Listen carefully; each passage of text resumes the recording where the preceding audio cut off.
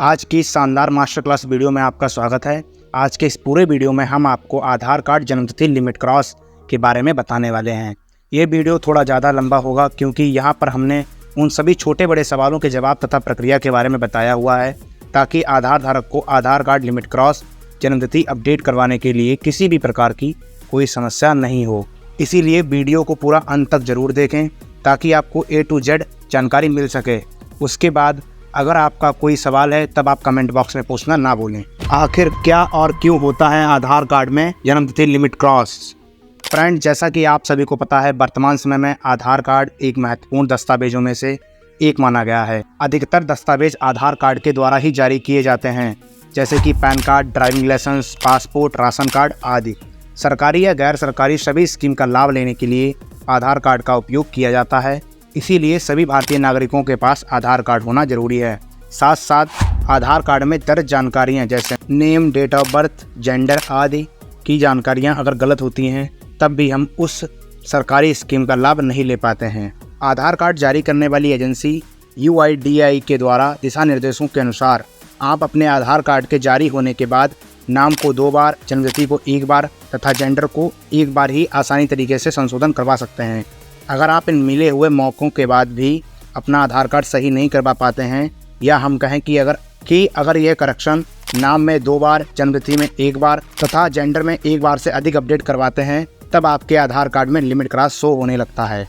इस समस्या को ही आधार कार्ड लिमिट क्रॉस कहते हैं। चाहे वह समस्या आपके नाम में लिमिट क्रॉस हो, या जन्मतिथि में लिमिट क्रॉस हो, या जेंडर में लिमिट क्रॉस हो। लेकिन आज के इस शानदार मास्टर क्लास वीडियो में हम आपको आधार कार्ड जन्मतिथि लिमिट क्रॉस संशोधन की प्रक्रिया के बारे में बताने वाले हैं। अब तक आप जान गए होंगे कि आधार कार्ड लिमिट क्रॉस क्या और क्यों होता है। आधार कार्ड में लिमिट क्रॉस क्यों लगाई गई? पहला आधार कार्ड 29 सितंबर 2010 को जारी किया गया था, लेकिन उस समय इस लिमिट क्रॉस की तरह की कोई समस्या नहीं थी। आप जितनी बार चाहते थे उतनी बार अपने आधार कार्ड की किसी भी जानकारी को अनलिमिटेड टाइम अपडेट करवा सकते थे। लेकिन 2018 से 20 के बीच में लिमिट को लाया गया क्योंकि लोगों ने इस आधार कार्ड का गलत इस्तेमाल करना प्रारंभ कर दिया था। जैसे कि कोई व्यक्ति जिसने अपना 12th कंप्लीट कर लिया, उसके सभी दस्तावेज एक जैसे तथा एकदम सभी जानकारियां सही होती थी। जब वह व्यक्ति किसी सरकारी जॉब के लिए आवेदन करता था तब हो सकता है उसकी उम्र उस जॉब के लिए एलिजिबल ना हो, तब वह दोबारा से 10th या 12th का एडमिशन लेकर अपनी 5 वर्ष उम्र कम करवा लेते थे, जिससे उन्हें उस जॉब के लिए आवेदन करने में आसानी हो जाती थी। इस वजह से युवा लोगों को काफ़ी समस्या होने लगी। कुछ लोग इसका उपयोग बहुत ज़्यादा करने लगे थे। वो लोग बार बार अपनी उम्र कम ज़्यादा, फिर कम, फिर ज़्यादा, इस तरह का पैटर्न अपना लेते थे, जिस वजह से लोगों को लाभ लेने में मुश्किलें आने लगी। तथा तब UIDAI को इसके बारे में पता चला, तब उन्होंने इस लिमिट क्रॉस फाउंडेशन को चालू कर दिया। लेकिन मैं आपको बता दूं, अगर आपके आधार कार्ड में जन्मतिथि लिमिट क्रॉस है तब उसके 3 कारण हो सकते हैं। पहला कारण, आपकी किसी गलती के कारण आपको ना पता हो कि लिमिट क्रॉस के बारे में जानकारी ना होने की वजह से किसी कारण एक बार अपने आधार कार्ड में जन्मतिथि अपडेट करा लिया हो, इस वजह से आपका आधार कार्ड लिमिट क्रॉस हो गया हो। दूसरा कारण हो सकता है आपने जिस कॉलेज स्कूल से पढ़ाई की हो, तब हो सकता है कि आपने जन्मतिथि एक बार अपडेट करा ली थी, लेकिन स्कूल वालों की गलती की वजह से जब अंकपत्र आया तब जन्मतिथि कुछ और ही अंकपत्र में आई, जिस वजह से आपके आधार कार्ड में लिमिट क्रॉस हो गई। तीसरा कारण यह भी हो सकता है जब आप आधार सेवा केंद्र पर अपने आधार कार्ड में फ़ोटो, नाम, पिता का नाम, जेंडर, पता, मोबाइल नंबर या फिर जीमेल ID अपडेट कराने गए हों, लेकिन आधार ऑपरेटर की गलती की वजह से आपके आधार कार्ड में उस जानकारी के अतिरिक्त उन्होंने जन्मतिथि को भी अपडेट कर दिया हो आपके बिना बताए, और आपका आधार कार्ड भी अपडेट हो गया, जिस वजह से अब आपके आधार कार्ड में लिमिट क्रॉस हो गया। लेकिन गलती किसी की भी हो, लेकिन उस गलती की सज़ा उस आधार धारक को भुगतनी पड़ती है, जिससे उसे ना ही गवर्नमेंट कॉलेज में admission, scholarship form online, government job form apply या प्राइवेट जॉब तथा गवर्नमेंट स्कीम का लाभ नहीं ले पाते हैं। आधार कार्ड में जन्मतिथि लिमिट क्रॉस संशोधन करवाने के लिए कौन कौन से दस्तावेज लगने वाले हैं? अब हम जानने वाले हैं कि आधार कार्ड में जन्मतिथि लिमिट क्रॉस संशोधन करवाने के लिए कौन कौन से दस्तावेज लगने वाले हैं। आधार कार्ड में जन्मतिथि लिमिट क्रॉस अपडेट करवाने के लिए अलग अलग प्रदेश में अलग अलग दस्तावेज लगते हैं, जिसमें अगर आप यूपी यानी उत्तर प्रदेश को छोड़कर किसी भी राज्य के निवासी हैं तब आपको आधार कार्ड सही जन्मतिथि का जारी जन्म प्रमाण पत्र जिसे आपने ब्लॉक, नगर पंचायत, नगर निगम के सेक्रेटरी के माध्यम से बनवाया हो तथा एक स्वप्रमाणित घोषणा पत्र लगता है जिसे अंग्रेजी में सेल्फ डिक्लेरेशन फॉर्म बोलते हैं, जो कि हिंदी तथा इंग्लिश दोनों भाषाओं में उपलब्ध होता है। आपको जो उचित भाषा लगे उस भाषा के स्वप्रमाणित घोषणा पत्र को उपयोग कर सकते हैं। इसके अतिरिक्त आपको आधार कार्ड अपडेट करवाने के लिए एक अपॉइंटमेंट बुक करवाना होगा, जिससे आपका आधार कार्ड आधार सेवा केंद्र पर अपडेट किया जाएगा। घुमा फिरा कर बोलें तो आपको 4 दस्तावेजों की ज़रूरत पड़ने वाली है। पहला जन्म प्रमाण पत्र, स्वप्रमाणित घोषणा पत्र, नंबर 3 आधार कार्ड, नंबर 4 आधार अपॉइंटमेंट फार्म। इसमें जो चौथा दस्तावेज है वह आपके आधार कार्ड अपडेट करने के लिए है। इसके अलावा जो लोग उत्तर प्रदेश में रहते हैं उनके लिए ज़रूरी दस्तावेज नंबर 1 सही जन्मतिथि वाला जन्म प्रमाण पत्र, नंबर 2 स्वप्रमाणित घोषणा पत्र, number 3 online STM order, number 4 आधार कार्ड, नंबर 5 आधार अपॉइंटमेंट फार्म। ये ऑनलाइन वाला STM ऑर्डर आपका आपके तहसील से बनेगा तथा एक ज़रूरी बात यह है कि जन्म प्रमाण पत्र ऑनलाइन STM ऑर्डर जारी तिथि के बाद का ही होना चाहिए। अब आप जान गए होंगे कि आधार कार्ड जन्मतिथि लिमिट क्रॉस अपडेट करवाने के लिए कौन कौन से दस्तावेज लगने वाले हैं। क्या होता है कैंसिलेशन लेटर और किन लोगों को इसकी ज़रूरत पड़ने वाली है और ये किस तरह से बनेगा। क्या होता है कैंसिलेशन लेटर यानी निरस्त पत्र और कहाँ से जारी होगा, किन लोगों को इसकी ज़रूरत पड़ने वाली है। इस कैंसिलेशन लेटर की ज़रूरत उन लोगों को पड़ेगी जिन लोगों ने अपने आधार कार्ड में पहली बार जन्मतिथि अपडेट करवाने के समय अगर 10वीं का अंक पत्र, पासपोर्ट या फिर जन्म प्रमाण पत्र का इस्तेमाल किया होगा, तब उन लोगों को कैंसिलेशन लेटर की ज़रूरत पड़ेगी। अगर आपने आधार कार्ड में पहली बार जन्मतिथि अपडेट करवाने के लिए 10वीं का अंक पत्र, पासपोर्ट या फिर जन्म प्रमाण पत्र का उपयोग ना करके किसी और दस्तावेज जैसे TC, ट्रांसफ़र सर्टिफिकेट प्रधान द्वारा लिखवाकर, स्कूल से लिखवाकर या इसके अलावा कुछ और दस्तावेज का उपयोग किया है, तब आपको कैंसिलेशन लेटर की ज़रूरत नहीं पड़ेगी। अब हम आपको बता दें कि अगर आपने जन्म प्रमाण पत्र उपयोग किया है तब आपको अपने ब्लॉक, नगर निगम, नगर पंचायत जो भी आपका लगता हो वहाँ के सेक्रेटरी के माध्यम से कैंसिल करवा कर इसका कैंसिलेशन लेटर बनवा लेना। उस पहले वाले बने जन्म प्रमाण पत्र का कैंसिलेशन लेटर बनवा लेना, लेकिन यह काम इतना भी आसान नहीं है। सबसे ज़रूरी बात यह है कि कुछ लोग ऑनलाइन 1000 रुपये, 2000 रुपये लेकर आपको कैंसिलेशन लेटर बनाने के बारे में बताएंगे। उसे बिल्कुल भी मत बनवाना, क्योंकि वह एकदम फर्जी होता है और आपके पैसे भी बर्बाद हो जाएंगे। अब बात करते हैं 10वीं का अंक पत्र कैंसिल करवाने के विषय में कि अगर आपको इसका कैंसिलेशन लेटर चाहिए तो आपको जिस बोर्ड के माध्यम से आपने अपनी परीक्षा उत्तीर्ण की थी उसी बोर्ड के ऑफिस में जाकर आपको कैंसिलेशन लेटर प्राप्त कर लेना है। पासपोर्ट कैंसिलेशन के लिए जल्द ही चैनल पर वीडियो आएगी। अगर आपने चैनल को सब्सक्राइब नहीं किया है तो सब्सक्राइब कर लो ताकि आने वाली नई वीडियो की अपडेट आपको सबसे पहले मिल सके।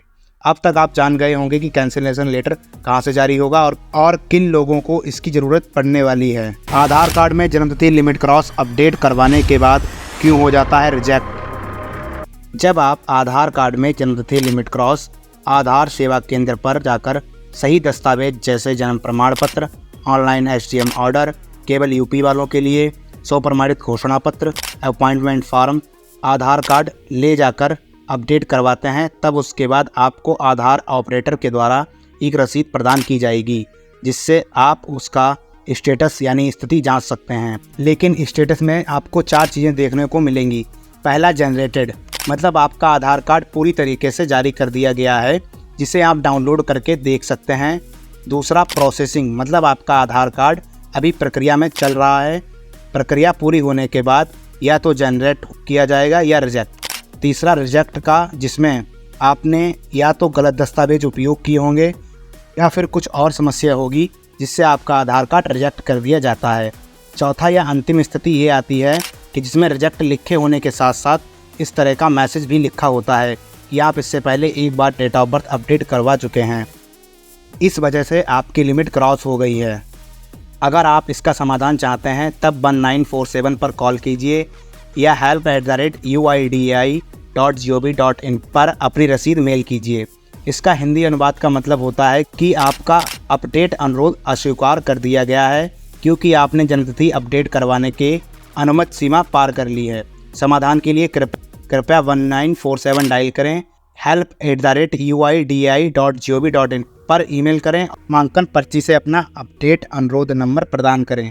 समस्या बढ़ने पर कृपया UIDAI क्षेत्रीय कार्यालय से संपर्क करें। इस तरह की स्थिति UIDAI की वेबसाइट पर स्टेटस चेक करने पर दिखेगी।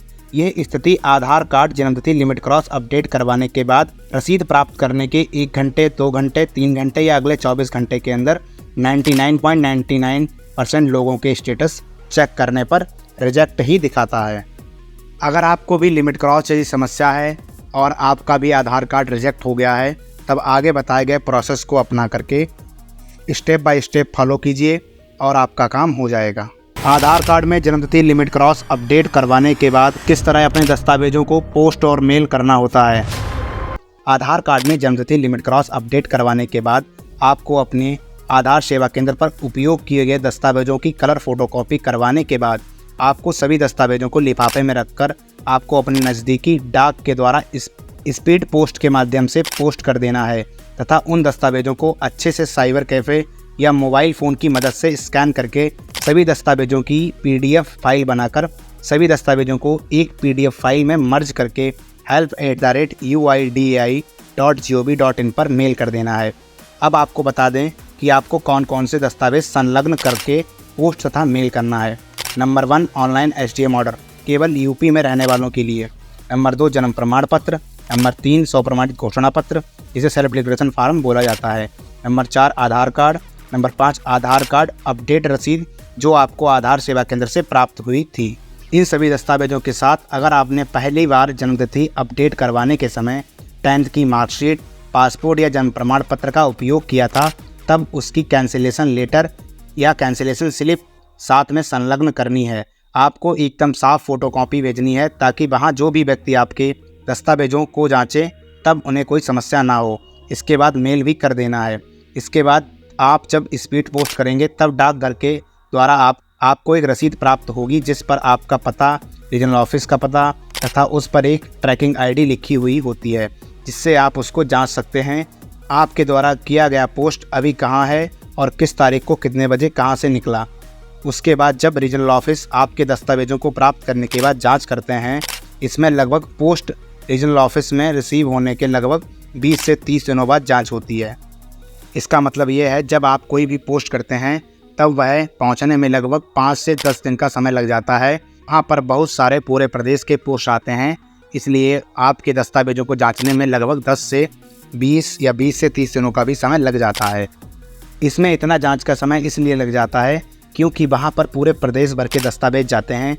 अब बात करते हैं मेल करने के बाद क्या करना होता है। मेल आपको अपने आधार कार्ड में रजिस्टर्ड मेल ID से ही करना है, वो ज़्यादा बेहतर होता है। मेल करने के लिए आपको उन्हीं दस्तावेजों को स्कैन करके PDF बना लेना है। उन अलग अलग बनी हुई PDF फाइल्स को मर्ज करके एक PDF बना लेना है। अपने कंप्यूटर, लैपटॉप, फ़ोन में Gmail को ओपन करके मेल करना है। मेल करने पर आपको टू के कॉलम का मतलब आप किसे मेल भेज रहे हैं उसका पता। ऐसे हम UIDAI को मेल भेज रहे हैं, इसलिए हमको यहाँ पर लिखना है help@uidai.gov.in। उसके बाद सब्जेक्ट में आपको इस तरह से सब कुछ आपको अपना लिख देना है। नाम, mobile number, update request number, Aadhaar number. इसके बाद आपको इस बटन पर क्लिक करके फ़ाइल को अटैच करना है, जिसके बाद अपनी PDF बनाई फ़ाइल को सेलेक्ट करके सेंड बटन पर क्लिक करके भेज देना है। जिसके बाद 24 घंटे के आसपास में आपके पास उस मेल का रिप्लाई मैसेज आएगा, जिसमें कुछ जानकारियाँ लिखी हुई होगी। साथ ही उसमें एक SRN यानी सर्विस रिक्वेस्ट नंबर होगा, जिसे UIDAI की वेबसाइट से जाकर आपको इस ऑप्शन पर क्लिक करके अपना SRN नंबर डालकर स्टेटस जांचना है। फिर आप वहां पर जान पाएंगे कि आधार कार्ड की क्या स्थिति है और कोई दस्तावेज कम होगा तब वह उस जांच में लिखा हुआ होगा। हमारा पूरा पोस्ट करने तथा मेल करने का ट्यूटोरियल 30 अगस्त 2024 को हमारे चैनल पर आएगा। इसमें हम आपको बिल्कुल स्टेप बाय स्टेप बताएंगे कि किस तरह से आपको अपने दस्तावेजों को पोस्ट और मेल करना है। जिसमें पूरा ब्लॉग की तरह वीडियो बनाकर आपको दिखाएंगे कि किस तरह पोस्ट और मेल करना होगा। यहाँ पर केवल आपको बताया है, लेकिन उस वीडियो में दिखाएंगे भी। कितने दिनों में सही हो जाएगा आधार कार्ड लिमिट क्रॉस संशोधन। आधार कार्ड में जन्मतिथि लिमिट क्रॉस अपडेट करवाने के बाद कितने दिनों में सही हो जाता है। आधार कार्ड जन्मतिथि लिमिट क्रॉस अपडेट की बात करें तब इसका अधिकतम समय 180 दिनों का होता है तथा कुछ लोगों का 1 दिन में हो जाता है, मैंने अपना आधार कार्ड लिमिट क्रॉस जन्मतिथि अपडेट करवाया था, तब मात्र 24 घंटे में अपडेट हो गया था, जिसका वीडियो आपको हमारे चैनल पर मिल जाएगा। कभी कभी 15 दिन, 1 महीना, 2 महीना, 3 महीना, 4-5 महीना तक का समय भी लग जाता है। हमारी एक सब्सक्राइबर हैं जिनका नाम रोवी कुमारी है, उनका आधार कार्ड 5 महीने बाद अपडेट हुआ था। उनके आधार कार्ड में भी यही जन्मतिथि लिमिट क्रॉस वाली समस्या थी। अगर आप आधार कार्ड अपडेट करवाने के अगले 1 सप्ताह में पोस्ट तथा मेल कर देते हैं तथा आपका आधार कार्ड अगले 3 महीने में भी अपडेट नहीं होता है, तब आप पोस्ट तथा मेल का प्रूफ लेकर अपने रीजनल ऑफिस चले जाना है। वहां पर आपको एक UIDAI की तरफ से अधिकारी से वार्तालाप होगी और आपके आधार कार्ड के बारे में पूरी जानकारी बता देंगे कि कब तक आपका आधार कार्ड अपडेट होगा या नहीं होगा, या फिर दस्तावेज कम है। ये सभी जानकारियाँ आपको वहाँ पर प्राप्त होंगी। लेकिन एक बात ध्यान रखना है कि पोस्ट तथा मेल करने के 1 से 2 महीने के इंतज़ार के बाद ही आपको रीजनल ऑफिस जाना है। ऐसा बिल्कुल भी मत करना कि पोस्ट या मेल करने के अगले दिन रीजनल ऑफिस चले जाएं, तब कोई फ़ायदा नहीं होगा। यूपी वाले लोगों के लिए रीजनल ऑफिस का एड्रेस ये है, तब बिहार वालों का ये है। अगर आप किसी और प्रदेश से हैं तब आप कमेंट कीजिए अपना राज्य, हम आपको रिप्लाई में बता देंगे कि आपका रीजनल ऑफिस कहाँ है। अगर आप सभी ओरिजिनल तथा वैलिड दस्तावेजों का प्रयोग करके अपना आधार कार्ड लिमिट क्रॉस जन्मतिथि अपडेट करवाएंगे, तब आपका आधार कार्ड 100% जरूर सही होगा। जन्म प्रमाण पत्र कहाँ से बनवाना है और यूपी वालों के लिए ऑनलाइन STM ऑर्डर के लिए क्या करना होगा। जन्म प्रमाण पत्र बनवाने के लिए अगर आप यूपी यानी उत्तर प्रदेश में रहते हैं, तब आपको सबसे पहले ऑनलाइन वाला STM ऑर्डर बनवाना है। उस ऑनलाइन STM ऑर्डर को RCCMS पोर्टल के द्वारा जारी किया जाता है तथा उस पर एक पास संख्या लिखी हुई होती है। उस पर जन्म प्रमाण पत्र बनवाने के संबंध में लिखा होता है। उसके बाद उसे अपने ब्लॉक, नगर निगम, नगर पंचायत जो भी आपका लगता हो उसमें ले जा कर के अपने सेक्रेटरी को देना है और जो भी वो दस्तावेज मांगे उन्हें दे करके अपना जन्म प्रमाण पत्र बनवा लेना है। ये प्रक्रिया उन लोगों के लिए थी जो लोग उत्तर प्रदेश के निवासी हैं। लोग उत्तर प्रदेश के अतिरिक्त किसी और राज्य में रहते हैं, वो सीधे अपने ब्लॉक, नगर निगम, नगर पंचायत में जाकर सेक्रेटरी द्वारा मांगे दस्तावेजों को देकर अपना जन्म प्रमाण पत्र बनवा सकते हैं। जन्म प्रमाण पत्र असली है या फर्जी, इस विषय पर हमारे चैनल पर वीडियो पड़ा है, उसे आप जाकर ज़रूर देख लेना, जिसका लिंक आपको डिस्क्रिप्शन बॉक्स में मिल जाएगा।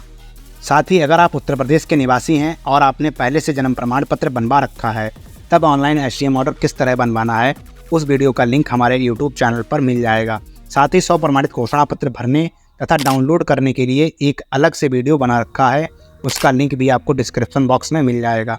इन सभी मेरे द्वारा बताए गए वीडियो को ध्यानपूर्वक देख लें। साथ ही अगर वीडियो ना मिले तब आप हमारे चैनल की प्लेलिस्ट में आधार अपडेट नाम की प्लेलिस्ट में सभी वीडियो देख सकते हैं। आधार कार्ड जन्मतिथि लिमिट क्रॉस के लिए अपॉइंटमेंट बुक करवाने तथा अपडेट करवाने के बाद क्या करना होता है और कहां जाना होगा। आधार कार्ड में जन्मतिथि लिमिट क्रॉस अपडेट करवाने के लिए आप हमसे अपॉइंटमेंट बुक करवा सकते हैं। अगर आप उत्तर प्रदेश में रहते हैं तब जो हमने दस्तावेज बताए हैं उन्हें तैयार करवाने के बाद आपको एक निर्धारित समय और तारीख बतानी है। इसके बाद हम आपका अपॉइंटमेंट बुक कर देंगे। आपको अपॉइंटमेंट बुक करवाने के बाद आपको हम एक व्हाट्सएप पर PDF फाइल भेजेंगे, जिसे अपॉइंटमेंट फॉर्म कहते हैं, उसे भी प्रिंट करा लेना है। अगर आप उत्तर प्रदेश में रहते हैं तब उत्तर प्रदेश में इन 12 जिलों में आधार सेवा केंद्र चल रहे हैं। आपके नज़दीक में जो ज़िला हो वहाँ का अपॉइंटमेंट बुक करवाना है। अगर आप बिहार के निवासी हैं तब आप बिहार में चल रहे 4 जिलों में आधार सेवा केंद्र के लिए अपॉइंटमेंट बुक करवा सकते हैं। उसके बाद सभी ओरिजिनल दस्तावेजों, जन्म प्रमाण पत्र, ऑनलाइन STM ऑर्डर केवल यूपी वालों के लिए, आधार कार्ड, 100 प्रमाणित घोषणा पत्र तथा अपॉइंटमेंट फार्म को लेकर जिस जिले का, जिस तारीख का, जिस समय का अपॉइंटमेंट बुक करवाया था उस आधार सेवा केंद्र पर निर्धारित समय पर पहुंच जाना है। जिसके बाद आपको वहां पर गार्ड वगैरह मिलेंगे, उन्हें अपना अपॉइंटमेंट फार्म दिखाकर बताना है कि मुझे अपना आधार कार्ड अपडेट करवाना है। जिसके बाद आधार सेवा केंद्र पर आपको एक टोकन प्राप्त होगा तथा कुछ देर बाद आपको बुलाया जाएगा। वहां पर बैठे हुए वेरीफायर आपके दस्तावेज जांच करने के बाद आपकी जानकारी सही पाए जाने पर आगे आधार ऑपरेटर के पास भेज देंगे। जिसके बाद आधार ऑपरेटर आपके दस्तावेज लेकर आपके आधार कार्ड लिमिट क्रॉस का संपूर्ण प्रक्रिया कंप्लीट करने के बाद आपको एक आधार अपडेट की रसीद प्रदान करेंगे। जिसके बाद आपको उस रसीद को सुरक्षित रखना है तथा हमारे द्वारा बताए गए प्रोसेस को स्टेप बाय स्टेप फॉलो करके मेल तथा पोस्ट कर देना है। एक ज़रूरी सूचना यह है कि मेल तथा पोस्ट करने के बाद उसके प्रूफ को सुरक्षित अपने पास रख लेना है।